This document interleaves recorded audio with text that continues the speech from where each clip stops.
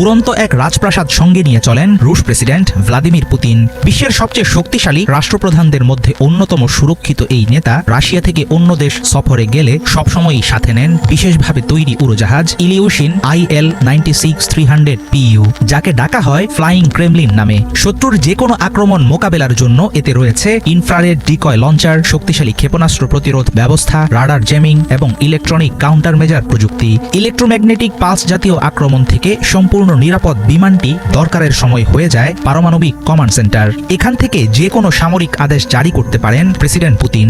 আর কি কি সুবিধা আছে এই বিমানে?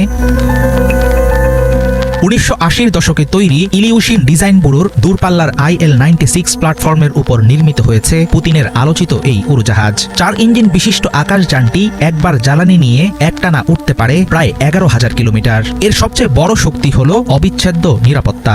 এনক্রিপ্টেড যোগাযোগ ব্যবস্থা, স্যাটেলাইট লিঙ্ক এবং গোপন রেডিও চ্যানেলের মাধ্যমে বিশ্বের যে কোনো সামরিক ও সরকারি নেটওয়ার্কের সঙ্গে সংযুক্ত থাকতে পারে পুতিনের প্লেন।